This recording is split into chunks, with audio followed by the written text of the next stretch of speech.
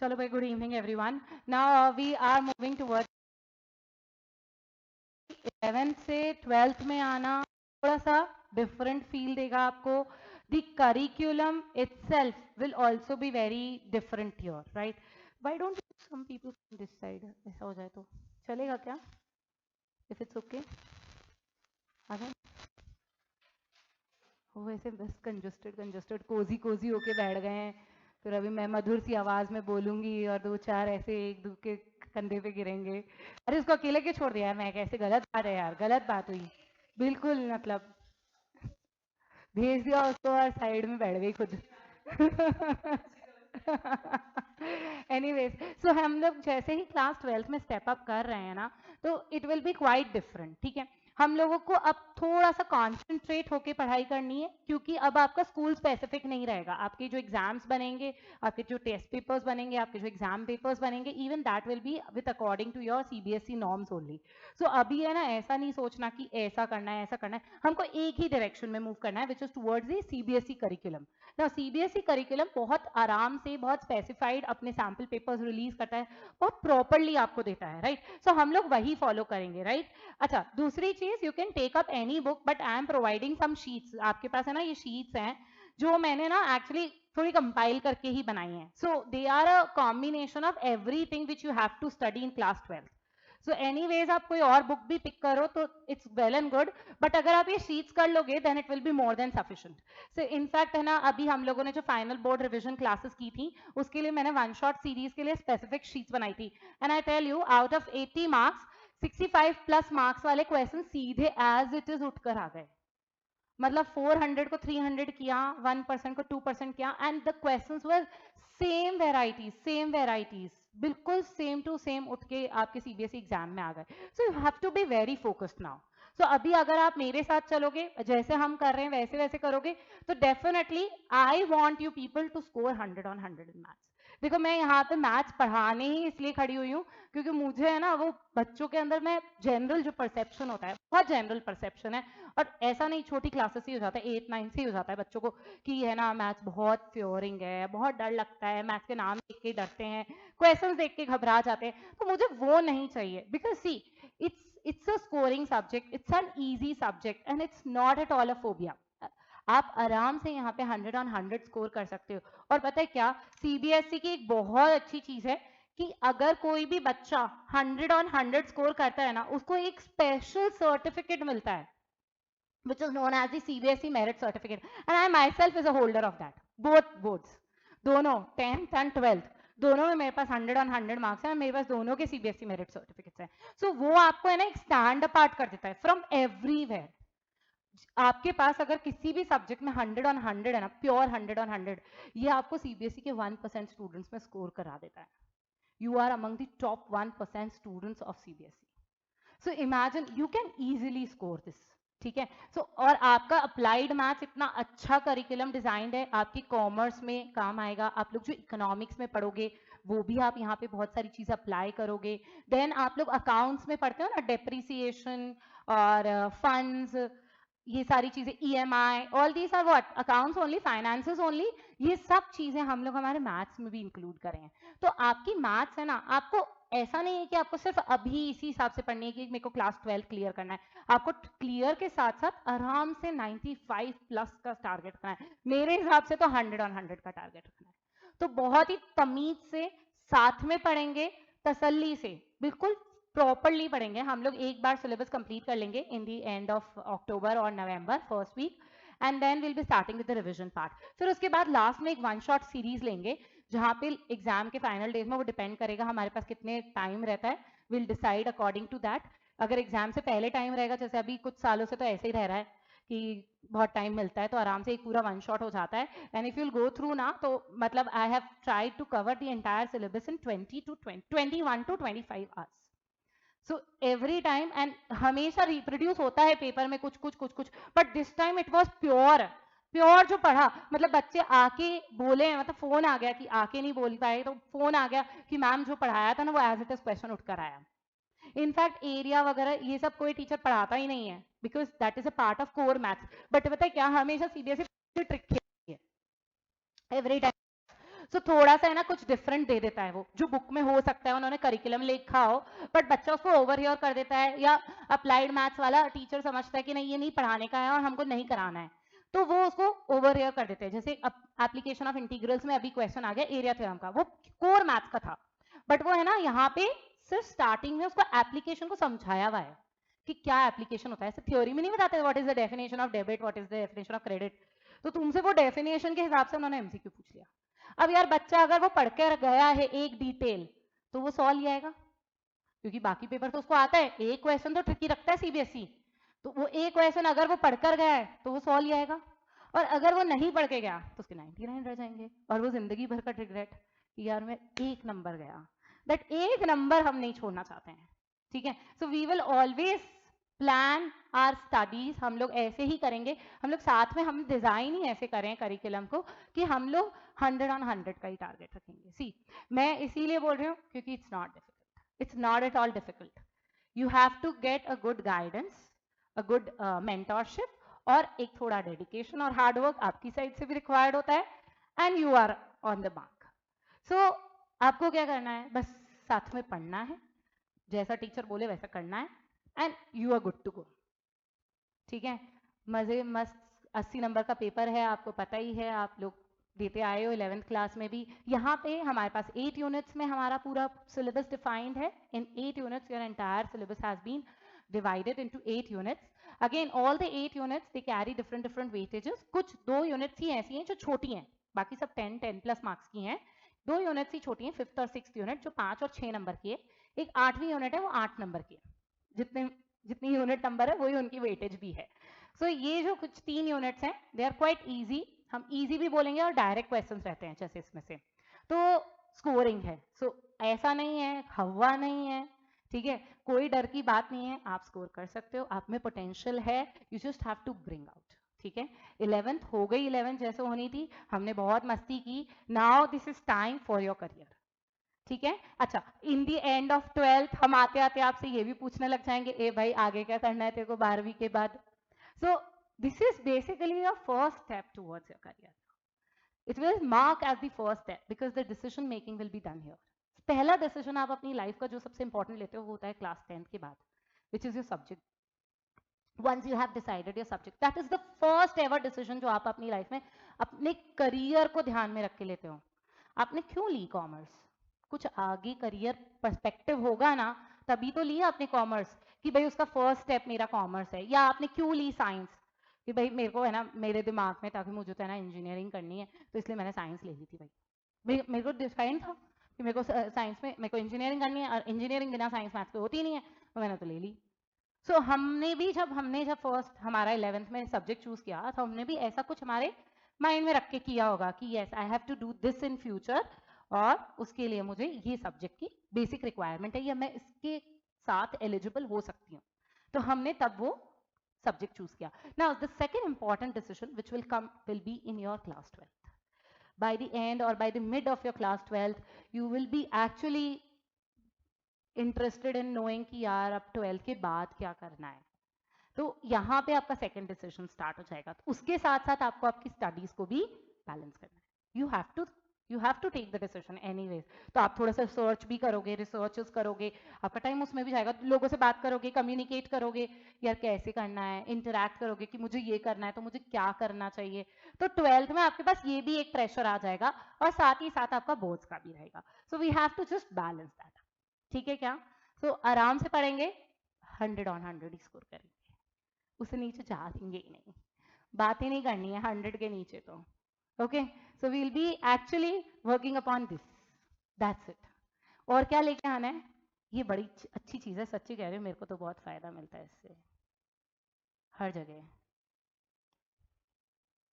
भाई मैंने नौकरी वोकरी भी किया है ना, इंटरव्यूज भी दिए हैं, तो वहां पे भी बहुत काम आती है ये चीज। और इसके बाद पता है कोई क्वेश्चन ही नहीं पूछा था। टॉप कॉलेज में अगर आप अच्छा स्कोर कर रहे हो तो वो आपको एग्जाम कर देते हैं, जो बेसिक एलिमिनरी टेस्ट होता है ना, प्री एलिमिनरी टेस्ट, उसमें आपको एग्जाम कर देते हैं कि भाई आप बिना टेस्ट सीधे इंटरव्यू में जा सकते हो। इंटरव्यू में जाते हैं, सबसे पहले वो भी थोड़ा सा एक स्ट्रैटेजी होती है दिखाने की, रेज्यूमे लगा दिया सबसे पहले, उसके बाद सीधे ये सर्टिफिकेट लगा दिया, बस। देता है कभी, 12th में तो देता है, फिर भी अब पता नहीं, अब इस बार चेंज हो जाए, I don't know new education policy क्या लेके आएगी, बट अगेन आपकी मार्कशीट में दिखेगा वो 100, तो मार्कशीट लगा दो आगे पहले, जिसमें आ रहे हैं 100, 12th में आ रहे हैं 12th पहले लगाऊंगी, 10th बाद में लगाऊंगी मैं, ठीक है। तो will do that, this is your strategy यार। ये तो आप सामने वाले को कैसे चेंज कर सकते हो वो है ना, कि मैं सामने वाले का कहाँ लेके जाऊं, मेरे को जो आता है मैं उसी पे ही घुमाऊंगा उसको, तो वो हम वही टेक्निक सीख सकते हैं during our time only. So this is very very very important. तो आप 100 ऑन 100 टारगेट कीजिए, वो वहाँ पे लिखा हुआ भी आएगा आपकी, आपको मेरिट सर्टिफिकेट नहीं भी मिलता है, मान लो सीबीएसई ने अगर बंद भी कर दिया इस साल से, मान लेते हैं, तो मिलेगा, तो कुछ तो मिलेगा आपके रिपोर्ट कार्ड में, तो लिखा हुआ आएगा, वो तो लिखेगी दी वहाँ पे 100 में से 100, वो तो दिखेगा। हाँ स्कूल सर्टिफिकेट पर वो इतना चल ठीक है, चल जाता है, but that is more important, वो बोर्ड का होता है यार, स्कूल का तो क्या प्राइवेट होता है, बहुत सारे जने वैसे भी कर सकते हैं, इट कैन बी डन, आजकल तो कुछ भी करवा सकते हो आप ठीक है, बट ये तो यार ऑथेंटिक होता है, और आपकी मार्कशीट ऑथेंटिक है, दैट इज वेरी इंपॉर्टेंट, तो आपकी मार्कशीट में दिखेगा। तो आपका टारगेट है ना क्लास 12th में यही होना चाहिए।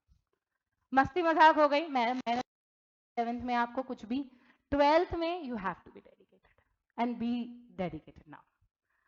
11th में तो हमने जैसे करके निकाल लिया, बस हो गया जो होना था, बट अब हम यही करेंगे कि हम प्रॉपर एक तरीके से पढ़ेंगे and will target 100 on 100, that is our target, that's it. उसे नीचे सोचनी नहीं है, बिल्कुल ही नहीं सोचनी है, दिमाग में सोच के ही रखना है 100 ऑन 100, और मैम लेके आ सकती है तो हम तो लेके आ ही सकते हैं, we are more superior now. Gen Z हो यार तुम obviously you smarter at your age, we were maybe less smarter, but आप तो हमारी एज के टाइम से आप स्मार्ट हो, सो यू आर जेंजी, तो मैम लेके आ सकती है, हम भी लेके आ सकते हैं, ऐसा कुछ नहीं है, ठीक है। सो वर्क अपॉन दैट, हम लोग साथ में काम करेंगे और हमारा टारगेट ही यही रहेगा, दैट्स इट, ठीक है। और तमीज से पढ़ेंगे, जो मैम बोल रहे हैं या हम बता रही हूँ, मैंने जो शीट्स बनाई हैं एक्चुअली ऐसे ही डिजाइन करी है, you don't need to do anything else. हाँ फिर भी आप रेफरेंस के लिए आपकी स्कूल में जो बुक चल रही है आप पढ़ो, स्कूल में वैसे एमएल अग्रवाल ही होती है मैक्सिमम, अपने यहाँ पे एमएल अग्रवाल चलती है, दिल्ली साइड में एमएल भार्गव चलती है, बट सबका अपना अपना रहता है, हर स्कूल टीचर यार दैट वेरीज। कई इनफैक्ट मैंने अभी सुना कुछ बच्चे स्कूल की बुक्स भी नहीं लेते हैं, वो अपने हिसाब से कर लेते हैं, यूट्यूब पे जो मिल जाता है वो देख लेते हैं, बट नहीं ऐसा नहीं करना, क्योंकि यार उसमें 17 तरीके के क्वेश्चन होते हैं, आपको नहीं पता ना आपका इंपॉर्टेंट क्वेश्चन कौन सा है, आपका किस प्रकार का क्वेश्चन पूछा जाएगा। सो हम लोगों ने वो एक साथ इकट्ठे किए हैं and we are doing only that, ठीक है। तो आप वो कर लीजिए, आपकी स्कूल की कोई बुक टीचर ने रेफर कर रखी तो definitely you should do that, क्योंकि teacher is also very important, तो वो बुक साथ में कर लें और ये कर लें, that is more than sufficient, that will be done. और मैं आपको बोली भी सही कि मैंने ट्राई किया है कि मेरा स्टडी मटेरियल ऐसा ही हो कि हम मैक्सिमम उसको सीबीएसई बोर्ड में रिप्रोड्यूस कर सकें, and this time it happened also. Last time इतना नहीं हुआ था, बट दिस टाइम तो एज इट इज ही हुआ। लास्ट टाइम कुछ टर्म्स वगैरह पढ़ाई थी वो एज इट इज आई थी, 40% हम कह सकते पेपर था, but this time it was like more than 80% paper, मतलब ऑलमोस्ट 90% पेपर जो बच्चे को एज इट इज उठकर आया, मतलब मैं कह रही हूँ ना लैंग्वेज भी चेंज नहीं हुई, पिंस को स्क्रूज लिख दिया, इसको ये कर दिया and that ways it's done, same to same, बिल्कुल डिट्टो, जैसा का जैसा पढ़ाया वैसा का वैसा आ गया, सेम टू सेम, 3 को 4 किया, 4 को 1 किया, तो क्वेश्चन वेराइटी ही सेम आई, जो हमने प्रैक्टिस करी वो एज इट इज आई, तो we have to be very focused now.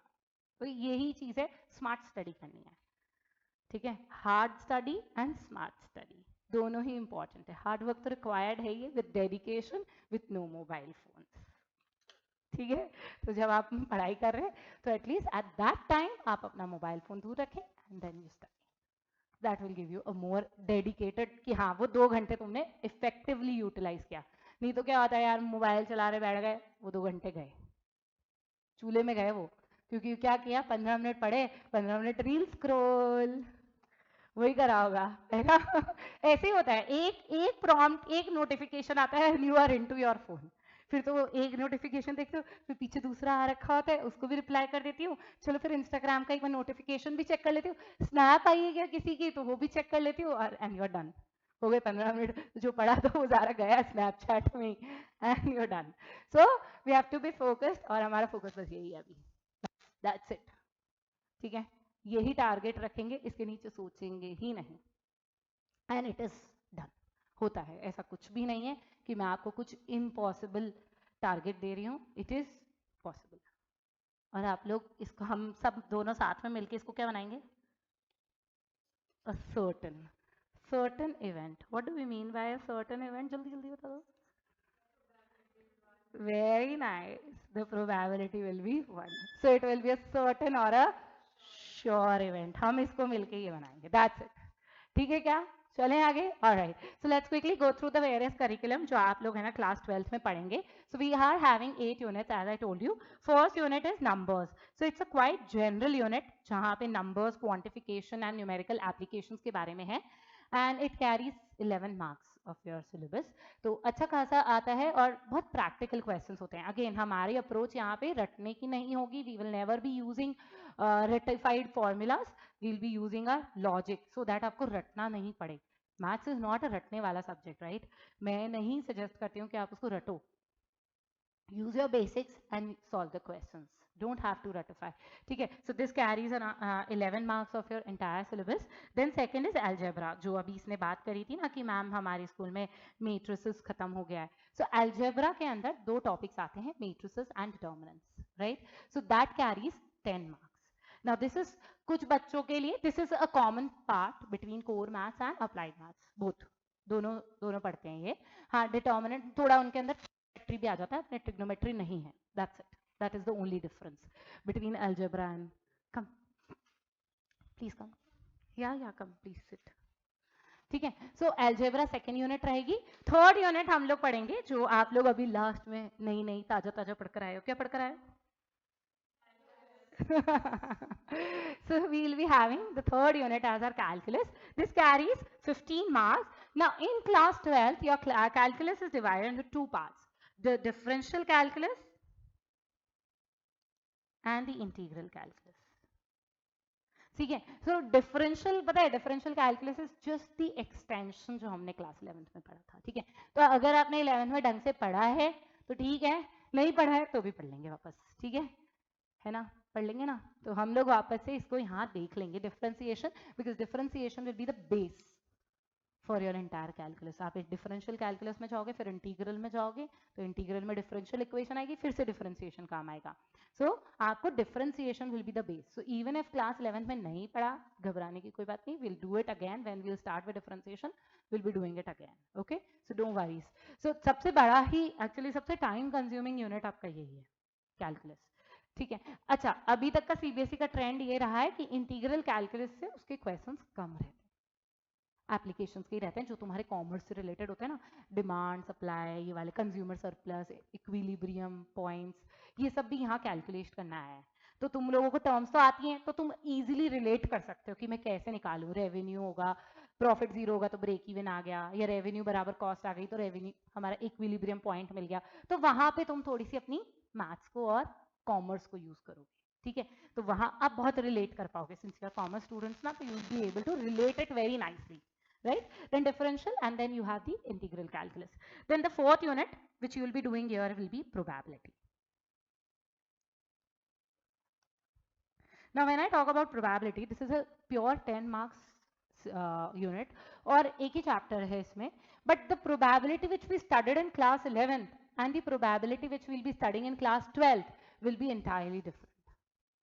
What we studied in class 11th, वो हमने इवेंट्स और प्रैक्टिकल इवेंट्स की बात करी थी. यहाँ हम पूरी थ्योरेटिकल प्रोबेबिलिटी पढ़ेंगे कि थ्योरी में प्रोबेबिलिटी कैसे होती है, कि थ्योरम्स कैसे बनती है, थ्योरेटिकल प्रोबेबिलिटीज क्या होती हैं, वो हम लोग यहाँ पे डिस्कस करेंगे. So there are specific distributions जो हम लोग यहाँ पे पढ़ेंगे. So in class 11th and in class 12th probabilities थोड़ी डिफरेंट है. ठीक है? नेक्स्ट, फिफ्थ की बात करते हैं. Fifth unit is your inferential stats. Sorry, this is sixth. Fifth is time series. चलो सिक्स लिख देती हूँ पहले, फिर फिफ्थ लिखूंगी. Inferential stats. अच्छा, आप लोगों ने स्टैटिस्टिक्स क्या पढ़ी थी वहां पे? Descriptive stats. याद आया? Descriptive stats. तो तुम लोगों ने तब क्या पढ़ी थी? फ्रीक्वेंसी डिस्ट्रीब्यूशंस नहीं पढ़े थे? We studied frequency distribution, mean deviation कैसे निकालते हैं, है ना, मोड कैसे निकालते हैं, स्क्यूनेस और कुटोसिस, लास्ट में कोरिलेशन भी निकाले थे. ठीक है? All these things we calculated. Now those were what? Those were all frequency distribution. Practically जाके हमने या किसी क्लास में गए वहां जाके पूछ ले बच्चों से 10 से 20 कितनों के हैं, 20 से 30 कितनों के हैं, तो आप प्रैक्टिकल एक डिस्ट्रीब्यूशन लिख रहे थे जो एक्चुअली एग्जिस्ट करता है, थ्योरी नहीं है, एग्जिस्ट करता है। तो वो क्या कहलाता है? वो आपका डिस्क्रिप्टिव स्टैटिस्टिक्स कहलाता है। अब आता है आपका इन्फ्रेंशियल स्टैट्स। इन्फ्रेंशियल स्टैट्स आपकी 6 मार्क्स की वेटेज रखता है, और इन्फ्रेंशियल स्टैट्स के अंदर हम लोग यहाँ पे ना पॉपुलेशन होती है और एक सैंपल होता है। स्टैटिस्टिक्स में हमने दो चीजें पढ़ी है। What do you mean by, आपने पढ़ा है ना ये 11th में स्टैटिस्टिक्स पढ़ा है ना बेसिक्स, उसमें आप लोगों ने पॉपुलेशन के बारे में पढ़ा था। क्या होती है population? Every element of your study या whatever is under your consideration, वो सब आपका पॉपुलेशन होता है, and a selective part of it is known as the sample, है ना। तो अब क्या होता है, जनरल सिनेरियो, या मैं भी बिजनेस वुमन हूँ या कोई रिसर्चर हूँ, तो यार it is not possible for me कि मैं एक इंडस्ट्री में जाऊँ।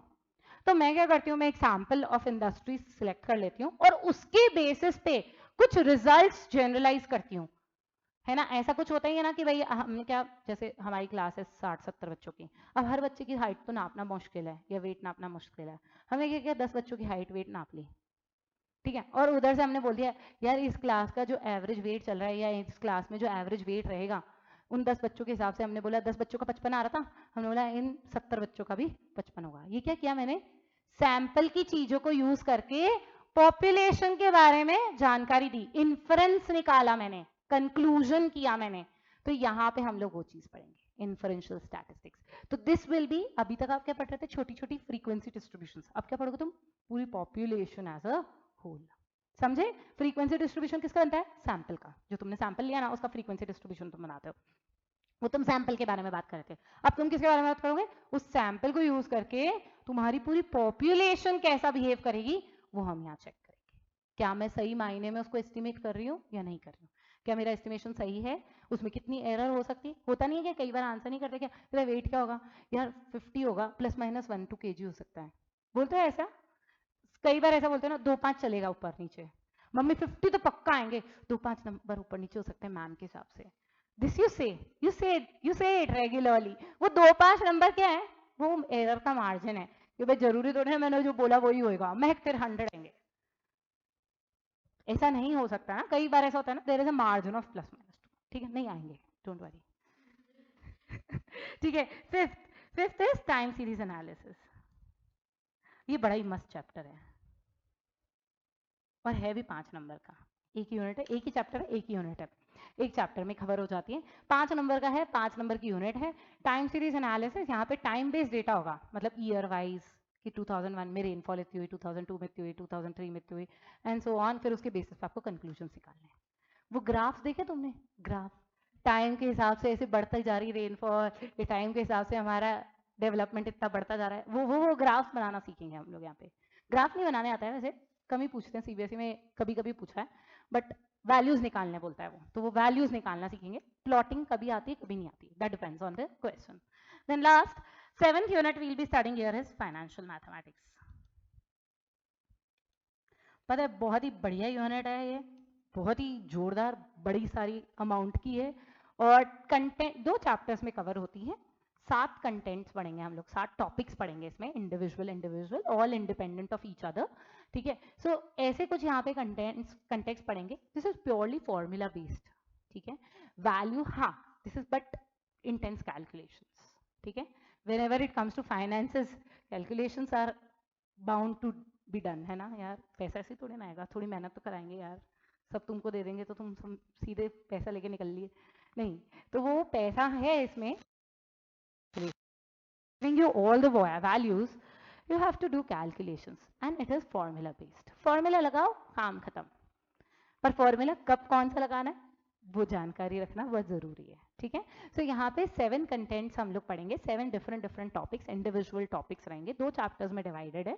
Each topic has at least 1 question in the exam for sure.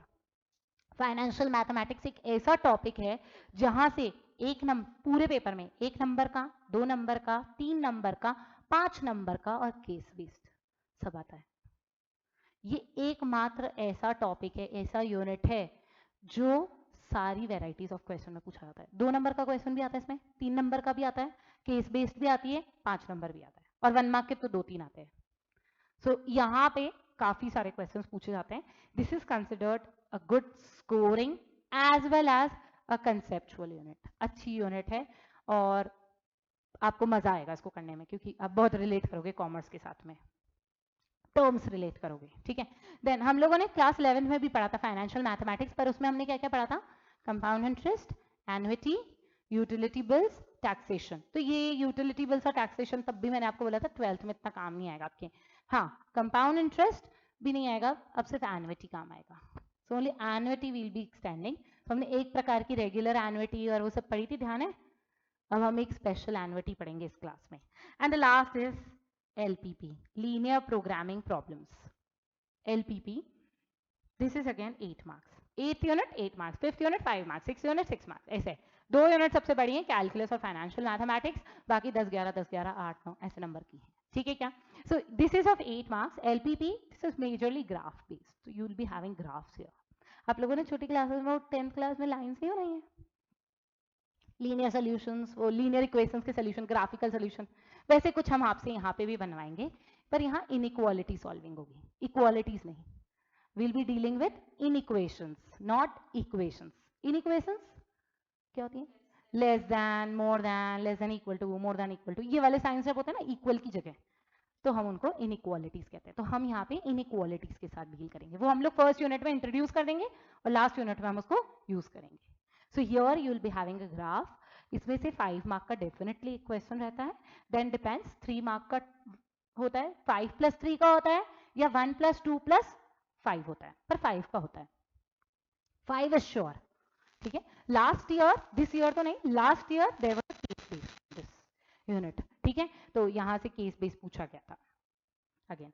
ठीक है. So let's start. We will be starting with the 7th unit today, which is financial mathematics, which covers two chapters in your book. If you are referring to ML Agarwal, वहाँ पे 2 chapters हैं financial mathematics के, which is perpetuity, sinking fund and EMI, and the other one is returns, depreciation and growth.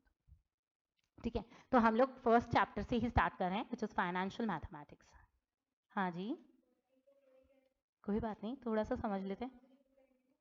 अरे नहीं नहीं, अभी basics. चलो 11th का ही पूछ लेती हूँ, छोड़ यार, अगर नया नहीं करना तो 11th का पूछ लेती हूँ, वही एक्सटेंड कर रही हूँ मैं. अच्छा ठीक है. ठीक है. चलो let's start with financial mathematics. तो अभी बता दो, 100 on 100 तो टारगेट रख रहे हो ना? और रोज अपनी टेबल पे सामने लगा लेना, पक्का, प्रॉमिस कर दो. सामने 100 on 100. जब तक टारगेट नहीं होगा ना सामने, हम उसको अचीव करने का सोचेंगे ही नहीं. So put 100 on 100 in maths, accountancy, eco, BS, English, and 500 on 500 in class 12th boards. Go for it. English में थोड़ा बोल सकती हूँ कि थोड़ा सा डिफिकल्ट रहेगा, उसमें तुम +- 1 कर देना. Let's be practical यार. चलो, वैसे तो खैर देते हैं यार, CBSE में आते हैं, क्लास 10th में तो आते हैं, मैंने देखा है. 12th में इट्स वेरी डिफिकल्ट. चलो. So let's start with financial mathematics. I'll be starting with the first topic of this chapter, which is perpetuity.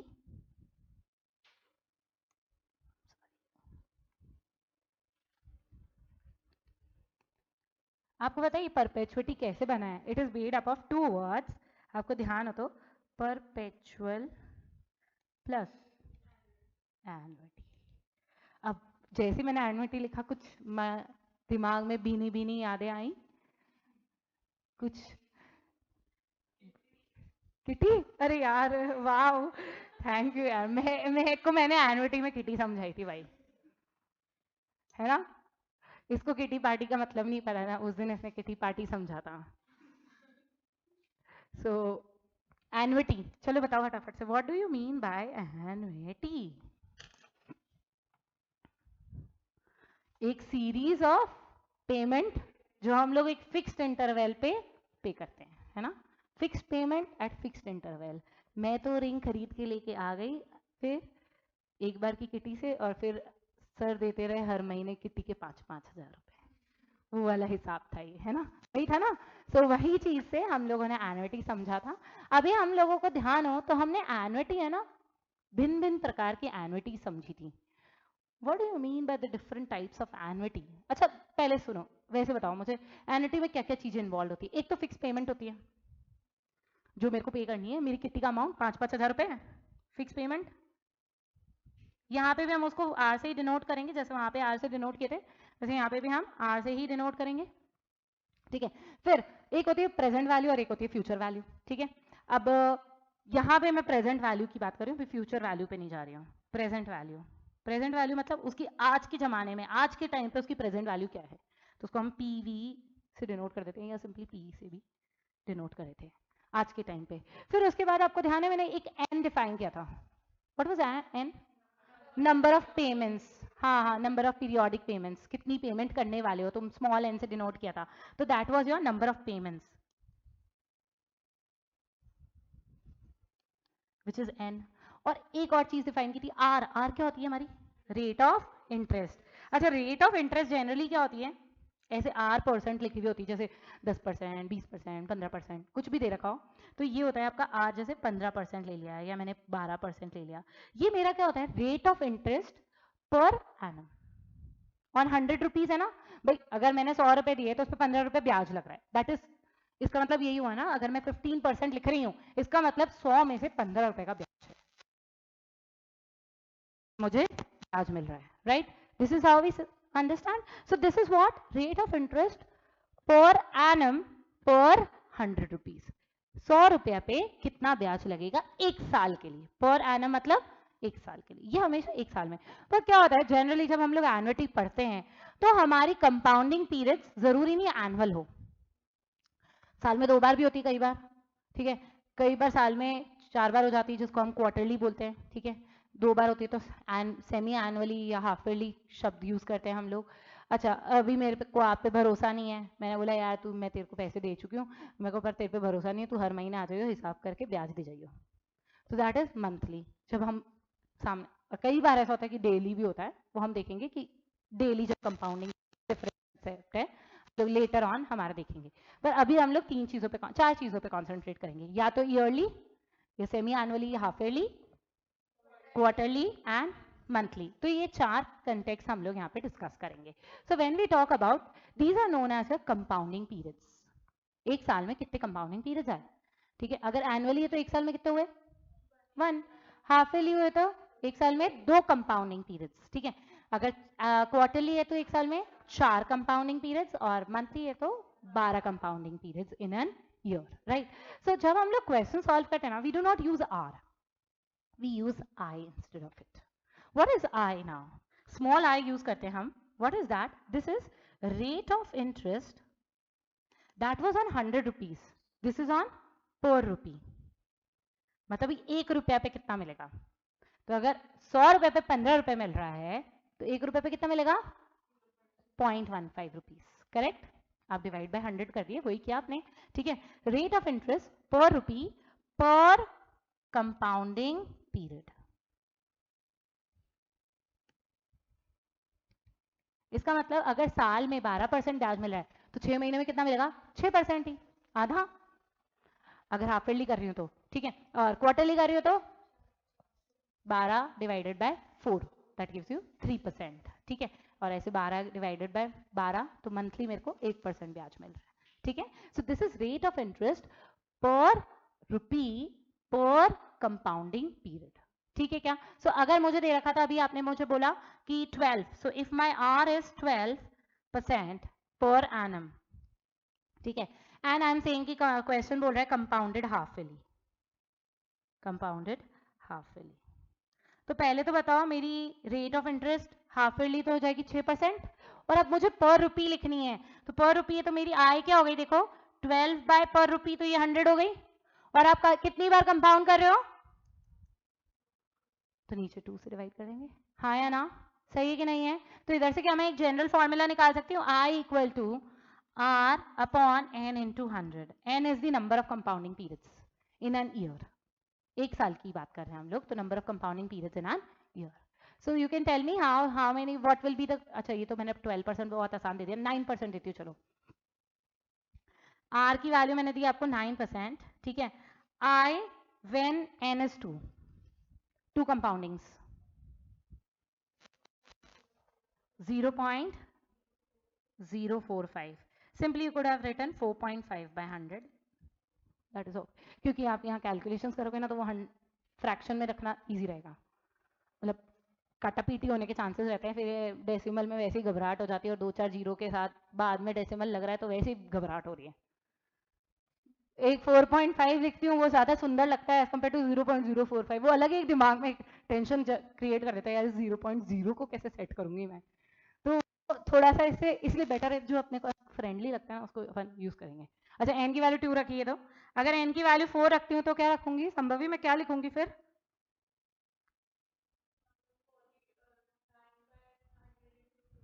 9/400 बोल दूँ ना, चलेगा? डेसिमल वेसिमल में कन्वर्ट करने का टंटा मत रखना, क्यों?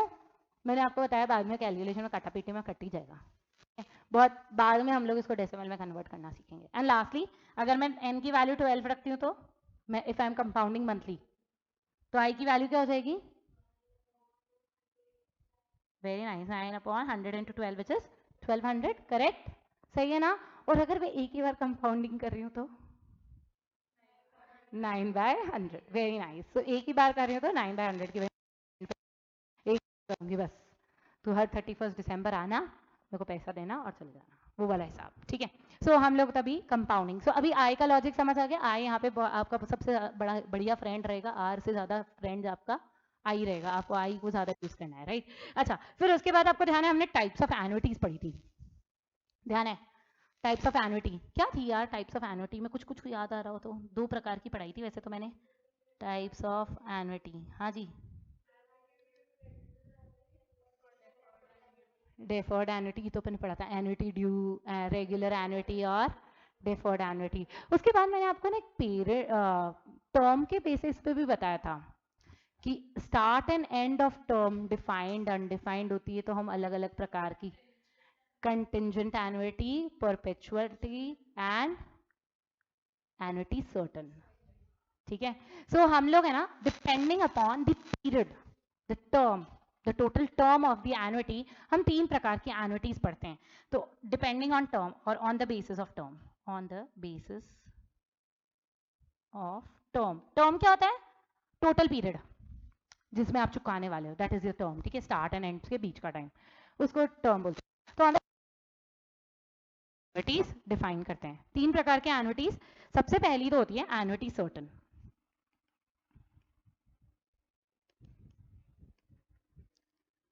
एनुइटी सर्टन क्या होती है? स्टार्ट एक फिक्स डेट पे होती है, एंड एक फिक्स डेट पे होती है। आरडी होती है ना अपनी पोस्ट ऑफिस में, कि भाई ऑफिस से आएगा एक, पोस्ट ऑफिस से एक पर्सन आएगा जो हर 3 महीने में तुमसे 2,000 रुपये लेके जाएगा, और 3 साल बाद मेच्योरिटी अमाउंट तुमको मिल जाएगा।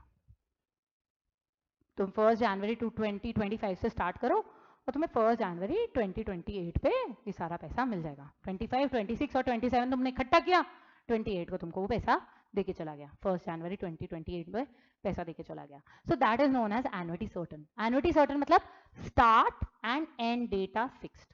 स्टार्ट कब हुई? 1 जनवरी 2025, एंड कब हुई? 31 दिसंबर 2027। समझे क्या? वो एंड हो गई और एक को पैसा आ गया हाथ में। So here this is known as annuity certain. आ रहा है ना Harshal? Start and end date are fixed, ठीक है ना? इसको बोलते हैं हम एनुइटी सर्टन। वही आप आरडी में जाके पैसा जमा करा कर रहे हो पोस्ट ऑफिस में। नेक्स्ट आती है कंटिंजेंट एन्युइटी, सेकंड जो उन्होंने अभी बोली थी, कंटिंजेंट। कंटिंजेंट एन्युइटी में क्या होता है भाई? स्टार्ट तो हो गई पर पता नहीं कब खत्म होगी, ठीक है? स्टार्ट तो हो गई बट खत्म कब होगी ये नहीं पता। जैसे फॉर एग्जांपल मैंने तब भी एग्जांपल दिया था कि मैं मेरी बेटी की शादी के लिए फंड्स इकट्ठा कर रही हूँ। मैं, एक होता है ना यार, एवरीबडी डज, या हायर एजुकेशन, चल शादी थोड़ी ऑर्थोडॉक्स बात हो गई, हायर एजुकेशन की बात करें, हम पढ़े लिखे लोग हैं, चलो हम हायर एजुकेशन की बात करते हैं। और मेरा एक बचपन से इच्छा थी कि मेरे मम्मी पापा ने तो मुझे यूएस पढ़ने नहीं भेजा, मैं मेरी बेटी को जरूर भेजूंगी। तो हम क्या करें अब यार, ऐसे तो है नहीं कि एकदम जा रही आज 80 लाख रुपए चाहिए और निकाल के दे देंगे, ऐसे तो है नहीं। तो हमने क्या किया, हमने उसको जैसे वो बॉर्न हुई या जैसे वो 5 इयर्स की हुई, उसकी सारी जो डिपेंडेंसीज वाली मेडिकल वाली सारी चीज़ें वो खत्म हुई, हमने सोचा वो 5 इयर्स से जब तक 18 इयर्स की होगी, 18 के बाद वो घूम जाएगी पढ़ने, यहाँ पे कंप्लीट करके 12th उसका तो 18 ईयर तक है ना, मैं इसको हायर एजुकेशन के लिए भेजूंगी। तो 18 साल, या अब जरूरी नहीं है वो कब जाना चाहे, मुझे नहीं पता ना वो बैचलर्स के लिए जाएगी या मास्टर्स के लिए जाएगी। तो मैंने डिसाइड कर लिया ठीक है ये जब जाएगी तब मैं इस पैसे को निकाल लूंगी। तो मैंने स्टार्ट तो कर दिया कि 5th बर्थडे से मैं इसके जोड़ना चालू कर दूंगी पैसा, कि भाई मैं इसको हायर एजुकेशन के लिए यूएस भेजूंगी, तो मैं थोड़ा थोड़ा पैसा जोड़ना चालू कर देती हूँ। अब वो उसकी इच्छा है कि वो अंडर ग्रेजुएट कोर्स करने जाना चाहती है या पोस्ट ग्रेजुएट करना चाहती है, वो उसके ऊपर छोड़ दिया मैंने। तो वो जब यूजी के लिए तैयार होगी या वो जब पीजी के लिए तैयार होगी तब मुझे बोलेगी कि हाँ मुझे अब अब्रॉड जाना है पढ़ने, ठीक है। तो अभी मुझे पता नहीं ना मेरी एंड कब होगी। अगर वो यूजी पे जाना चाहती है तो मुझे 18 साल में ही एंड करनी पड़ेगी, और अगर वो पीजी के लिए जाना चाहती है तो मैं बोलूंगी भाई तू 21 में जाएगी, तब तक भी मैं जोड़ती रहूंगी कि भाई ऐसा तो है ना बंद कर दिया नहीं तो फालतू ब्याज क्यों छोड़े, हम डालते रहेंगे कि भाई 21 में और पैसा चाहिए होगा पीजी के लिए, पैसा और लगेगा, हम और भरते हैं 3 साल। तो हमें नहीं पता हमारी एंड कब होगी। ये तो मैंने आपको 3 साल का ही बताया। अब हम थोड़ा मेंटेलिटी पे आते हैं। अब एक तो मैंने उसका हायर एजुकेशन, अब मैंने बोला शादी भी करनी होती है यार, हर माँ बाप को अपने बच्चों की शादी करनी होती है, ठीक है। तो वही शादी के लिए हमने एक अकाउंट, एक गुल्लक बना लिया, एक फंड जोड़ना चालू कर दिया, मेरी बेटी का शादी का अकाउंट, ठीक है। ये शादी के अकाउंट के पैसे हैं, और हमने डिसाइड किया कि हम हर 6 महीने में हमारे जो भी अर्निंग्स होती है उसमें से 6 6 महीने में हम 10 10 हज़ार या 20 20 जो भी हमने डिसाइड किया, हम 20 हज़ार रुपये उसकी शादी के अकाउंट में डाल के आएंगे। Every 6 months will be going, हमारी जो भी सेविंग होगी हम उसमें से 20 हज़ार उसकी शादी के अकाउंट में डालेंगे, ठीक है भाई। अब शादी तो यार बालिग होने के कब होती, बालिग लड़कियां शादी, अरे देखो सबको पता है, सबको पता है, सबको पता है। ये तो तुम रिसर्च करके बैठे होंगे ना यार। अच्छा, ये तो तुम पूरी रिसर्च करके बैठे होंगे कि हाँ भाई 21 साल के होते ही शादी लायक हो जाएंगे हम।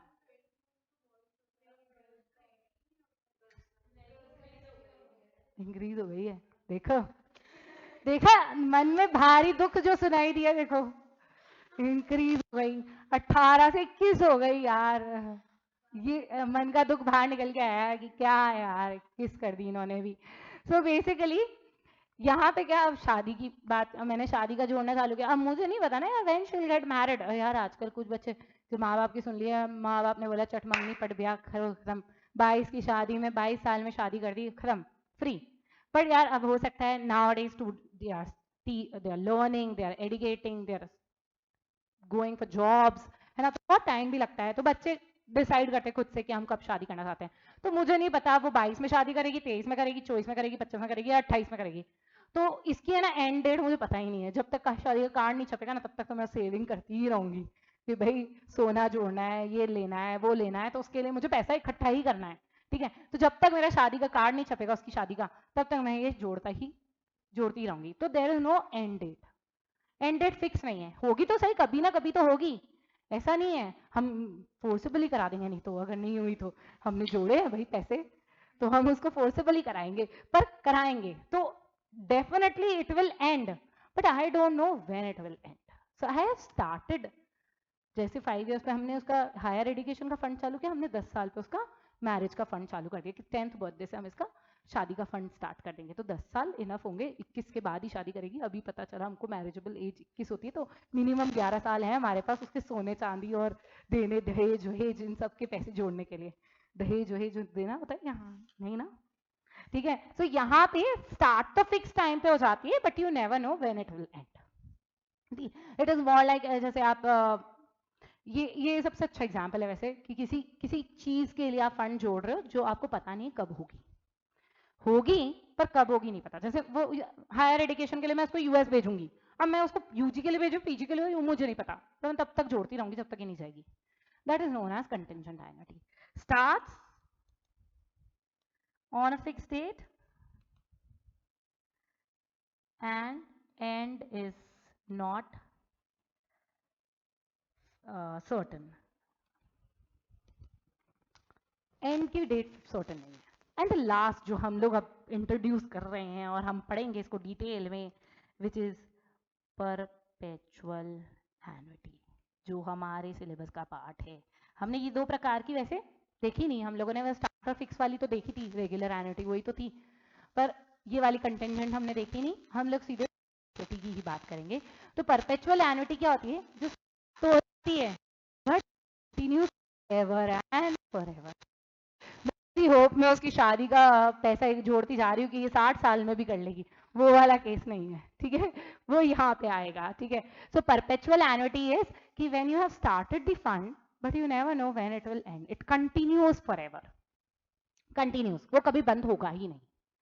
जैसे मैंने आपको बताया था एग्जाम्पल, बॉन्ड्स ले लिया हमने, किसी कंपनी ने बॉन्ड्स रिलीज किए, मेरे दादाजी सोच के गए थे कि ये बहुत निकम्मी होएगी, कोई काम नहीं करेगी, तो मेरे नाम पे कुछ 2-5 हजार बॉन्ड्स खरीद के चले गए, वो कुछ लाखों के, ठीक है। पता है तो रोजी रोटी का तो हर सोचते हैं ना, हम सिक्योर करके जाएं, तो उन्होंने भी मेरे लिए ये बॉन्ड्स खरीद के रख दिए, और जब मैं 18 साल की हुई तो मुझे दे दिए कि ये तुम्हारे नाम के हैं, इससे तुम्हारे को डिविडेंड आता रहेगा हर साल, जो भी उस कंपनी की पॉलिसी होगी, हर साल 6 महीने जो भी है, ठीक है, हर साल तुम्हें डिविडेंड आता रहेगा जो तुम्हारी रोजी रोटी तो निकाल देगा। मतलब लाखों के दिए थे उन्होंने, आज वो करोड़ों के हो गए, खूब अच्छा डिविडेंड आता है, मैं आराम से जिंदगी जी रही हूँ, ठीक है। सो दैट इज व्हाट, मैं जब तक पर इतनी निकम्मी भी नहीं होनी चाहिए कि मैं बेच के खा जाऊँ उनको, ऐसे निकम्मे भी नहीं बनना है, नहीं तो फिर तो खत्म हो गई यार परपेचुइटी।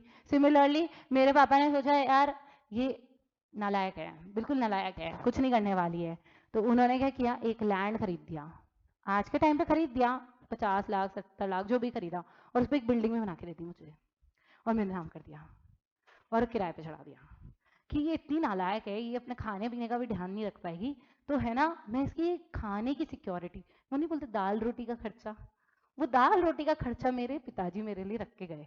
उसके बाद तुम्हें लग्जरी लाइफ जीनी है तो तुम जानो, तुम्हारा काम जाना है, ठीक है। तो ऐसे नहीं बोलते हैं पेरेंट्स, कई बार बोलते हैं, आपने सुना होगा आपके पेरेंट्स का कि हमने तुम्हारे दाल रोटी का तो इंतजाम कर रखा है, अब तुम्हें अगर इंजॉय करनी है अपनी लाइफ को तो live, if you want to live your life a king size then work.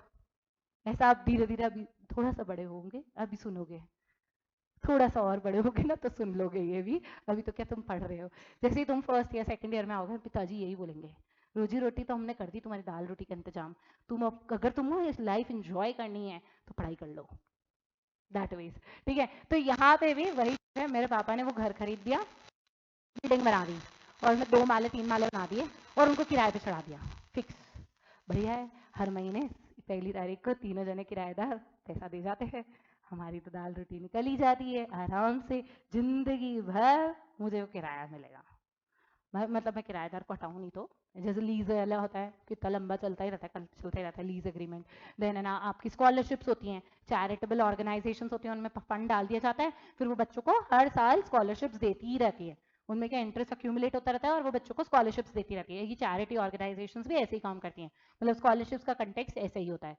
So this is what, pension नहीं होती, इंसान रिटायर होएगा 60 साल पे उसकी पेंशन चालू होएगी, अब टिल ही इज डेड तब तक उसको पेंशन, आपकी कंटेंजेंट हो गई कि कंटेंजेंट ही डाई समडे तो वो बंद हो जाएगी, बट देन उसके बाद वो अपने यहाँ पे तो कंसेप्ट थोड़ा सा डिफरेंट है, फिर उसकी वाइफ को स्पाउस को मिल जाता है and then it goes on and on, तो कंटिन्यूज फॉर एवर जैसे ही केस कह सकते हैं हम लोग उसको किसी किसी एस्पेक्ट में ही, ठीक है। सो यहाँ पे perpetual annuity is basically it starts on a fixed date and it continues for ever and ever and ever, पैसा आता ही रहेगा आता ही रहेगा आता ही रहेगा आता ही रहेगा, बस ये मिलता ही रहेगा, यहाँ पे इनकमिंग फ्लो कभी खत्म ही नहीं होगा, इनकमिंग चालू ही रहेगी। वो पिताजी ने सेटिंग करके रखी थी ना, 3 माले की बिल्डिंग बनाई, 3 किराए आएंगे, इनकमिंग फ्री है बेटा, 3 तुम्हारा महीने का गुजारा दे के गए हैं, दाल रोटी दे के गए हैं, that is basically perpetual annuity, starts on a fixed date and continues for ever. देखो मैंने ऊपर वाले में एंड इज नॉट सर्टन लिखा था बस, है ना, तो end is there but it is not certain, here it continues for ever. आई बात समझ में, is this clear? I hope आपको थोड़ा सा एनविटी रिवाइज भी हो गया होगा, पहले वाला पार्ट हमने क्या किया था, सारी टर्म्स आ गई हैं। अब कल की क्लास में will be starting with perpetual annuity कैसे क्रिएट करते हैं एंड वील मूव अहेड, ठीक है क्या? और आज जाके स्टडी टेबल पे सामने 100 और 100 लगा देना बस, ये फॉर श्योर है, आज लिख लेना, ठीक है? चलो, I see you all tomorrow, thank you, bye.